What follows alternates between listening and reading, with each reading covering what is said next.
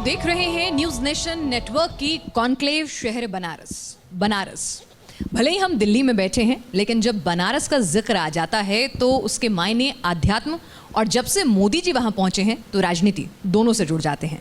तो ऐसे में हम इस कॉन्क्लेव के सेकंड एडिशन के साथ हैं, जहां पर शहर बनारस में हम चर्चा करेंगे उत्तर प्रदेश के आगामी चुनाव की, शहर के मिजाज की, साथ ही उत्तर प्रदेश में कैसी हलचल है, कैसा विकास है, क्या वायदे हैं, कितना काम हुआ है। हमारी ये कॉन्क्लेव पहले होनी थी, लेकिन कोरोना की वजह से कुछ डिले हुआ इसमें, लेकिन कोरोना पर भी चर्चा होगी कि कैसा कामकाज रहा है और उसका कितना इफेक्ट जो है आगामी उत्तर प्रदेश चुनाव पर होगा।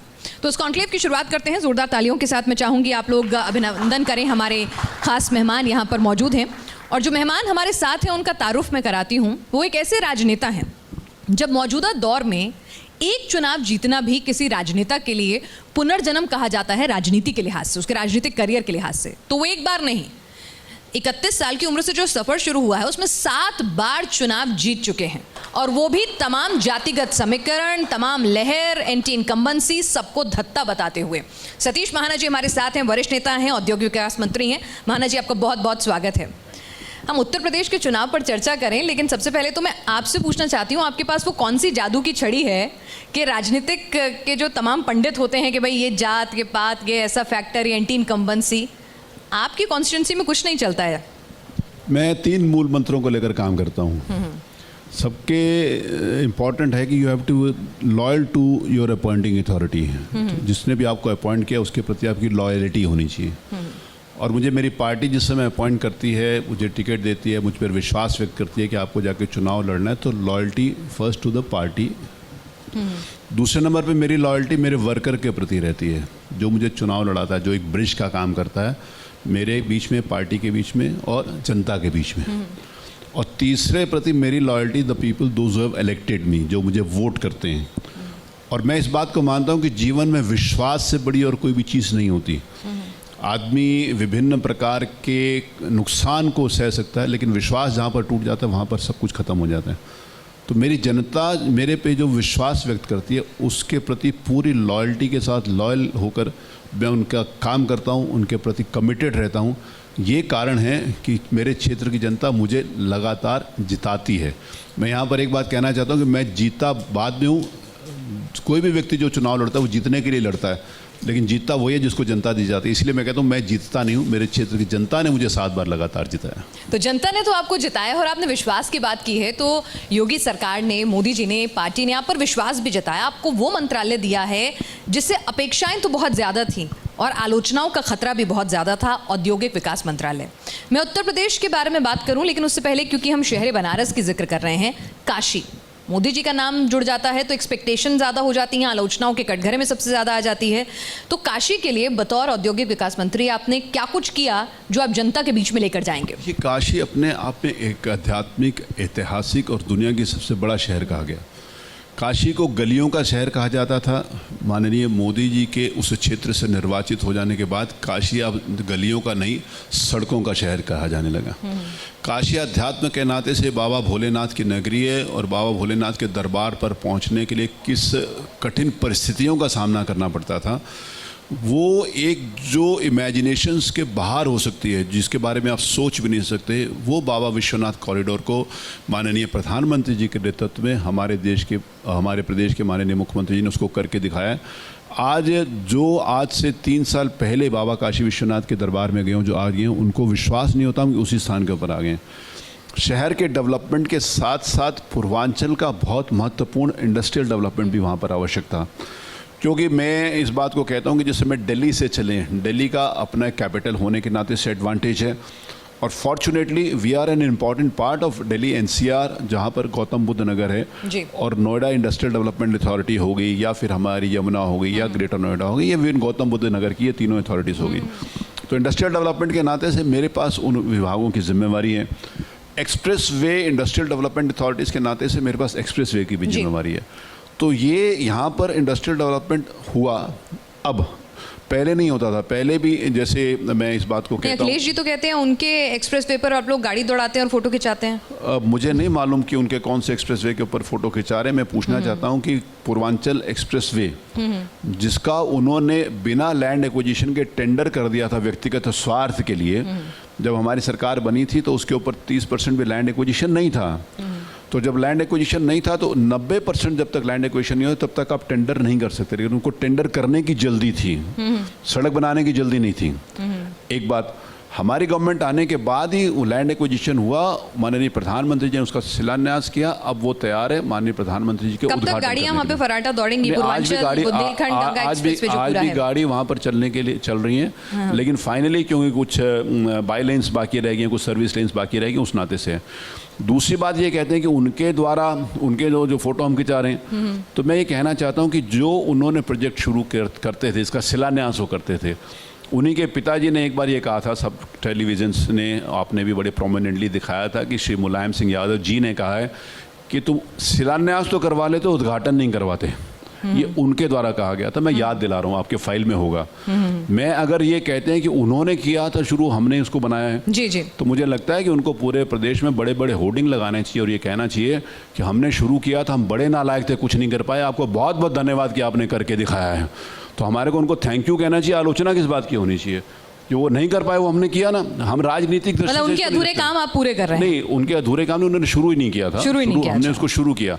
इशू ये है कि अगर कोई पब्लिक इंटरेस्ट की बात शुरू करी जाए तो राजनीतिक क्षेत्र के अंतर्गत जो लोग दुराग्रह से काम करते थे, जनता के पैसे को अपना पैसा नहीं करते थे, कोई भी पिछली सरकारें, ये सरकारें आने जाने एक कंटिन्यूस प्रोसेस है, कभी कोई पार्टी आएगी, कभी कोई पार्टी आएगी।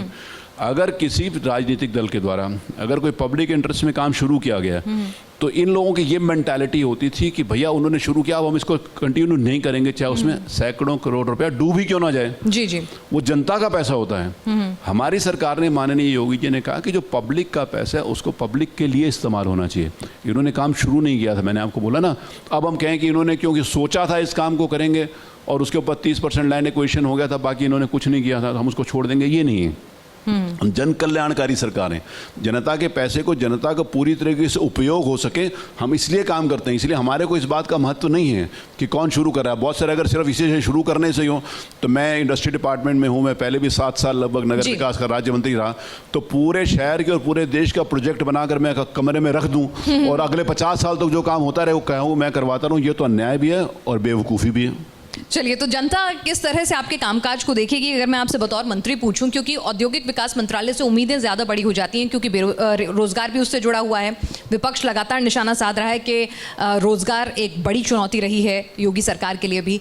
तो ऐसे में इन्वेस्टर सबमिट हुआ, बहुत नाम हुआ, बहुत ज़्यादा आईबॉल्स खींची गई, कितना वो कन्वर्ट हुआ वाकई में उद्योग लाने में? देखिए, मेरे लिए सौभाग्य की बात है कि उत्तर प्रदेश में इंडस्ट्री डिपार्टमेंट, माननीय मुख्यमंत्री जी ने जब मेरे पे विश्वास करके दिया, हमारी पार्टी के केंद्रीय नेतृत्व ने निर्णय किया, तो मैं इस बात को कहना चाहता हूँ कि 2017 से पहले इंडस्ट्रियलिस्ट के बीच में और गवर्नमेंट के बीच में एक डिस्कनेक्ट सा था। उत्तर प्रदेश में इंडस्ट्रियलिस्ट आना नहीं चाहता था। हमने पहला इन्वेस्टर समिट 21 और 22 फरवरी 2018 में किया, एक साल भी सरकार का पूरा नहीं हुआ था। मार्च में सरकार बनी थी, लेकिन 2018 में किया था। उसमें 4,28,000 करोड़ के हमने MOU साइन किए थे। उसके पहले मैं रोड शोज़ के माध्यम से देश में कई शहरों में गया था जो इंडस्ट्री के नाते से फेमस थे। मैं अहमदाबाद गया, मैं सूरत गया, मुंबई गया, बेंगलुरु गया, हैदराबाद गया, अब तेलंगाना तेलंगाना गया, दिल्ली में भी आए हम लोगों ने, यहीं पर इसी उसमें किया था रोड शो। तो वो हम लोग रोड शो करके लोगों को विश्वास दिलाने का प्रयास किया कि अब उत्तर प्रदेश एक बदला हुआ उत्तर प्रदेश है।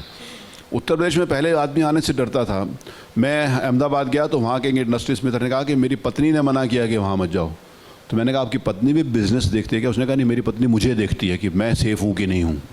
तो उनकी पत्नी जो उन्हें देखती कि सेफ़ हैं कि नहीं है, तो उसके बाद जब 1 साल के बाद जब हम सेकंड ग्राउंड ब्रेकिंग सेरेमनी के अंतर्गत वहाँ गए तो उन्होंने कहा, मेरी पत्नी ने कहा आप उत्तर प्रदेश में जा सकते हैं। यानी उत्तर प्रदेश सुरक्षित हो गया है। भले विपक्ष कितना भी कहे कि अपराध बढ़ रहा है, लेकिन उत्तर प्रदेश सुरक्षित हो गया है और इंफ्रास्ट्रक्चर भी अच्छा हो गया है। उनको अगर जो विपक्ष जो कह रहा है उनको स्वाभाविक रूप से तकलीफ है, और वो किसी भी इस प्रकार की प्रवृत्ति के लोगों को होनी चाहिए जिनको वो टिकट देकर विधानसभा के चुनाव लड़वाते थे और विधानसभा में जितवाने का काम करते थे।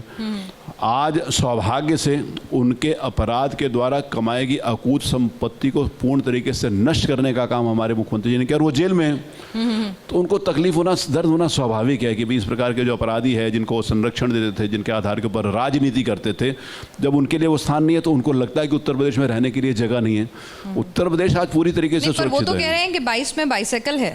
नहीं तो उन्होंने कहा, मैं तो कह रहा हूँ भाई हमने ये इस बात के लिए असेसमेंट किया कि पिछली बार हमारे को 2/3 से ज़्यादा बहुमत मिलेगी।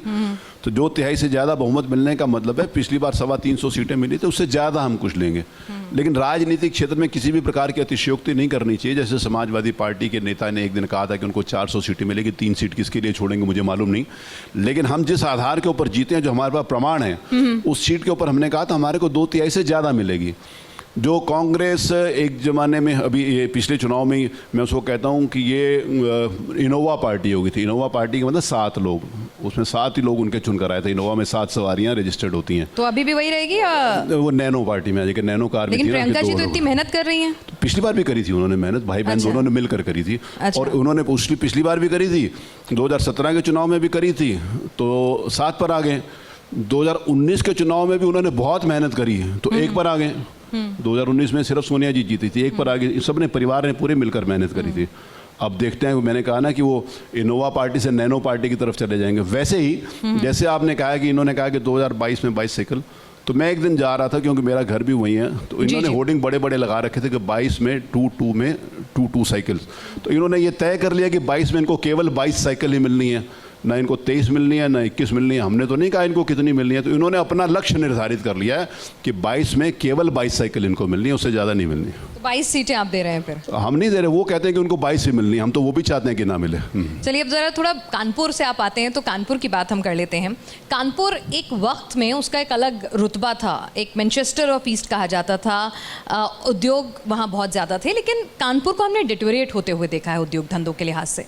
वहाँ के लिए आपकी क्या योजना और आप क्या लेके जाएंगे जनता के बीच में कि कानपुर के लिए आपने क्या किया है? नहीं, मैं एक बात निवेदन करना चाहता हूँ कि कानपुर में टेक्सटाइल इंडस्ट्री के नाते से एक समय बहुत फेमस हुआ करता था। जो मैनचेस्टर ऑफ ईस्ट कहा जाता था, ये सही है।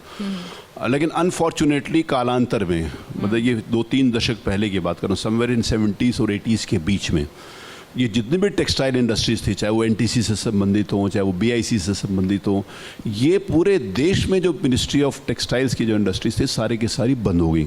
वो तत्कालीन सरकारों ने उसको बंद करने का निर्णय किया। उसके पीछे बहुत सारे कारण भी हो सकते थे उस समय, क्योंकि नई टेक्नोलॉजी आ गई, नई मशीनरी आ गई, पुराने प्रोडक्ट्स ऑब्सोल्यूट होते हुए चले गए, नई प्रकार की चीज़ आ गई।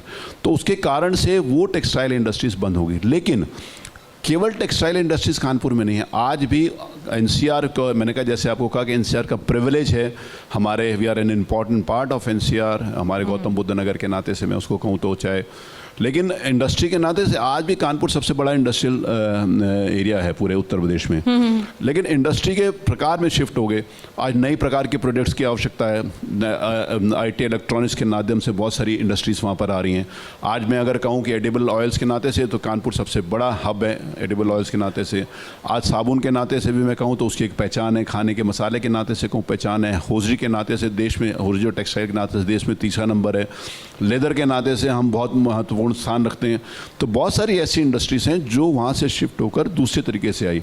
आप तो वो रोजगार जनरेट करने में कामयाबी कितनी हासिल हुई? अगर मैं आपसे कहूँ कि किस हिसाब से आप देखेंगे कि मतलब उद्योग लगेंगे तो रोजगार भी आएंगे, कागजों से निकलकर जमीन पर उद्योग आएंगे तो रोजगार आएंगे। ये फैक्ट है, ये फैक्ट है। देखिए, इंडस्ट्री और रोजगार एक दूसरे के पूरक के रूप में काम करते हैं। इंडस्ट्री आएगी तो रोजगार आएगा।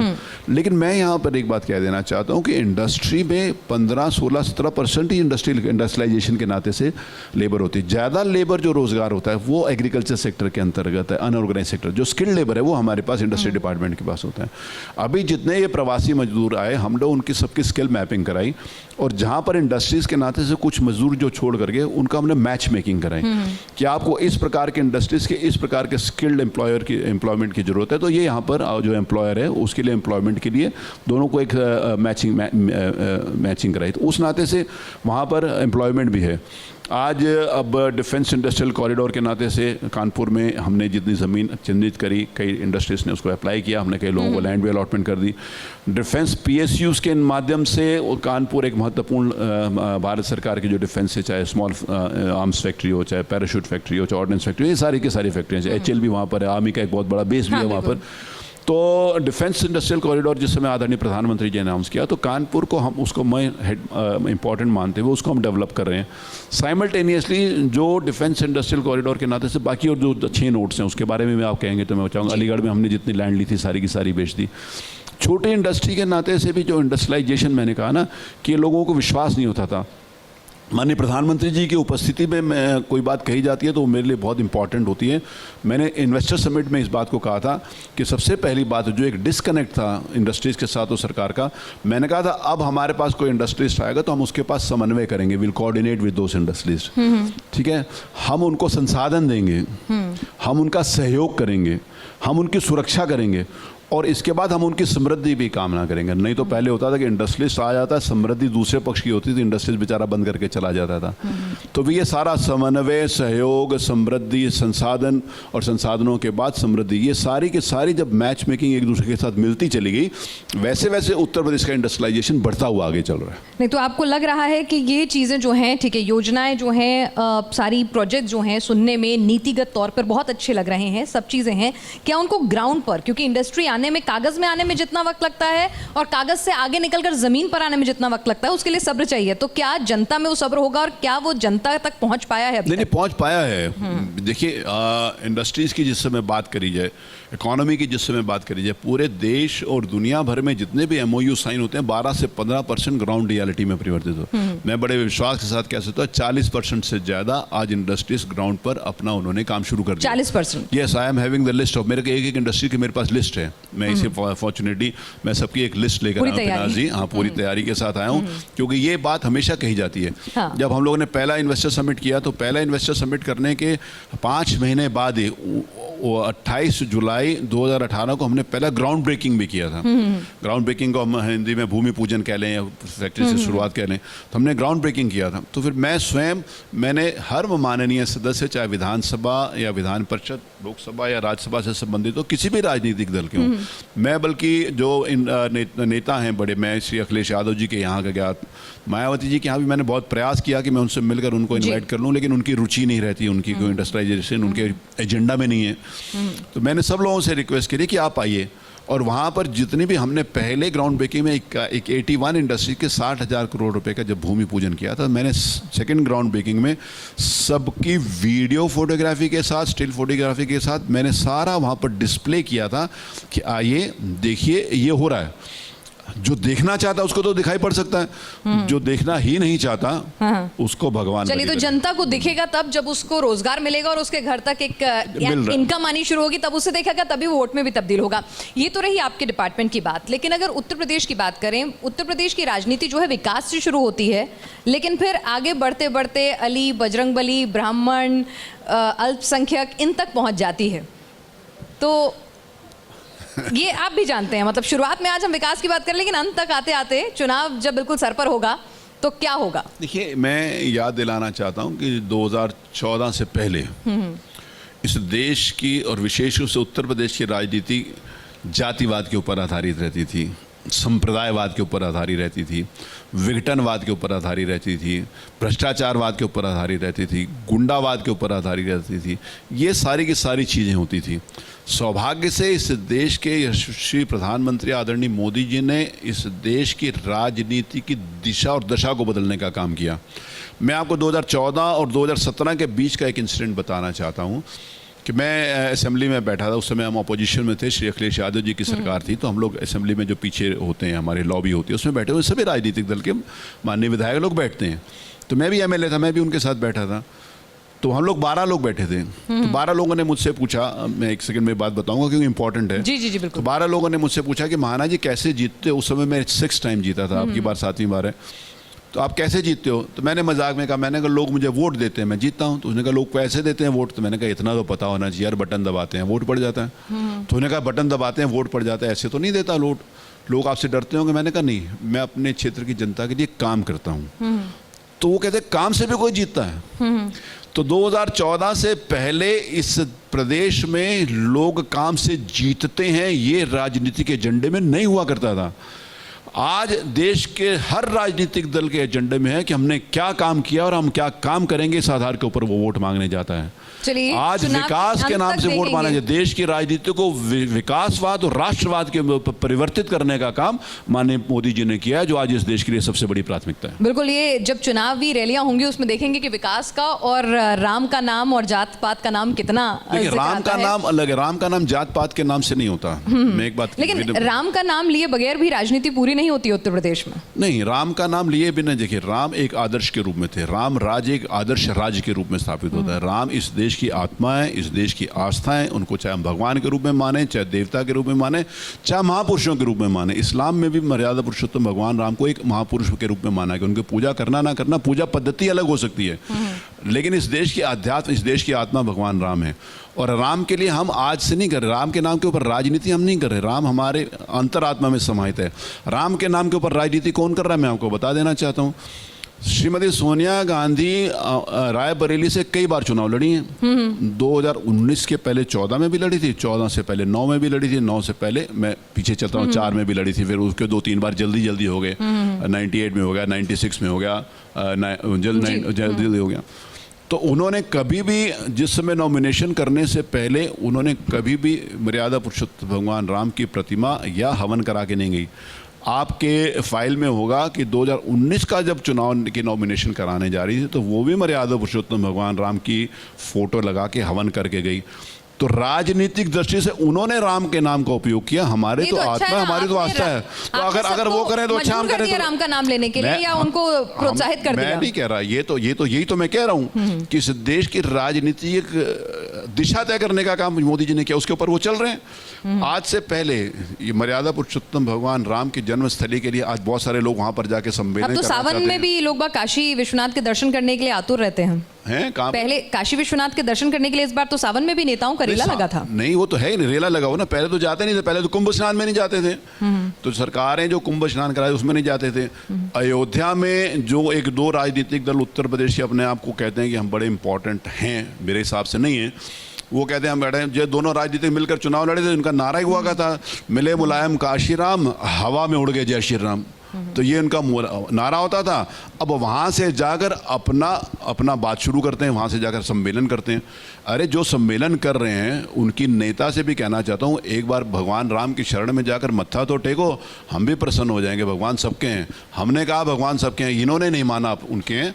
ये राजनीतिक तुष्टीकरण के नाते से, कुछ वोट के लालच और भय के नाते से इन्होंने इस देश की संस्कृति को भी बर्बाद करने का काम किया। इतना बड़ा पाप इन्होंने किया। चलिए, तो राम मंदिर का काम जो है वो आपके लिए कितना काम आएगा? देखिए, राम मंदिर का काम को हम राजनीति से नहीं जोड़ते हैं। राम मंदिर विश्व हिंदू परिषद के द्वारा आंदोलन चलाया गया। आज़ादी के बाद ये आंदोलन सन 1983-84 में चला। उसके पहले कई सौ साल प्रॉमिस में आपके पूरे एजेंडे में रहता था ना कि भाई राम मंदिर का निर्माण होगा। वो तो आप राम मंदिर बने, ये हमारे स्वाभाविक, हमारी अंतरात्मा में नहीं था, हमारी सोच में है। लेकिन राम मंदिर बनाने का और आंदोलन चलाने का काम विश्व हिंदू परिषद के द्वारा किया गया था। तो मतलब आप जब जाएंगे जनता के बीच में तो उसे अपनी उपलब्धि के तौर पर गिनाएंगे? 100% है, 100% है। जो अगर सुप्रीम कोर्ट में भी अगर उस मुकदमे की सुनवाई होती थी तो विपक्षी दल के बहुत सारे जो बड़े बड़े वकील होते थे वो कहते थे सुनवाई ना करो। तो जो लोग ये चाहते थे कि राम मंदिर का सोल्यूशन ना हो, वो लोग राजनीतिक पटल के ऊपर लाना चाहते थे ना। हमारी सरकार ने, हमारी पार्टी ने कभी भी नहीं कहा कि सोल्यूशन हो। हम हमेशा कह रहे थे सोल्यूशन हो, हमेशा हमने कहा इसका सोल्यूशन होना चाहिए, ये विषय समाप्त होना चाहिए। जब आंदोलन चल रहा था तब ये लोग बहुत शोर मचाते थे कि बीजेपी वाले कहते हैं कि रामलला हम आएंगे, मंदिर वहीं बनाएंगे, तारीख नहीं बताएंगे।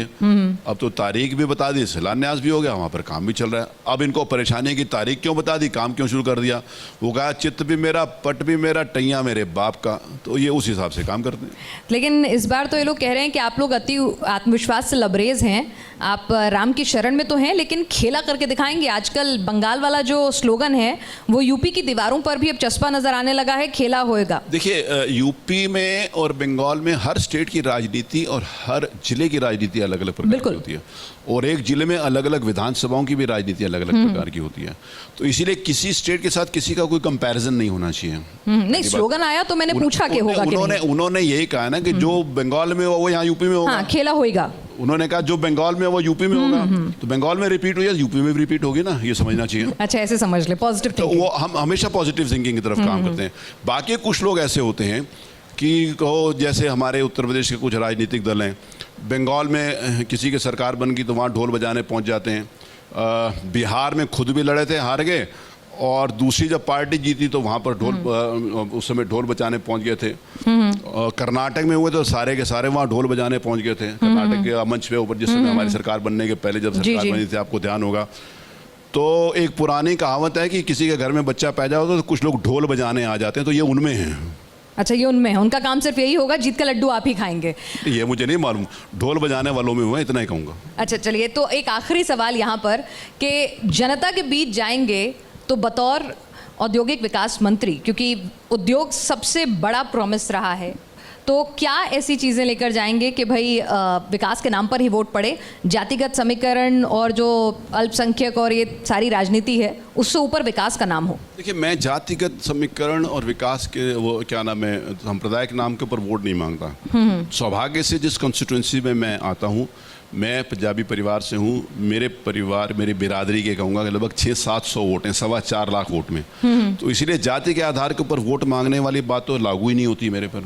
मेरे को हर जाति का, हर बिरादरी का, लेकिन हम तो उत्तर प्रदेश की बात कर रहे हैं, वहाँ तो सम्मेलन भी जाति के हिसाब से होते हैं। ब्राह्मण सम्मेलन होता है, कोई किसी को रिझाना चाहता है, कोई कहीं पहुँचता है, ओवैसी साहब भी पहुँच जाते हैं, कोई उसको आपकी पार्टी का बी पार्टी बताता है, तो सब कुछ चलता रहता है। देखिए, ये इससे कोई इनकार शायद ही करेगा। देखिए, वो उनको बीजेपी की बी पार्टी बताते हैं, वो उनको बताते हैं, सारे राजनीति एक दूसरे को बी पार्टी बताते हैं।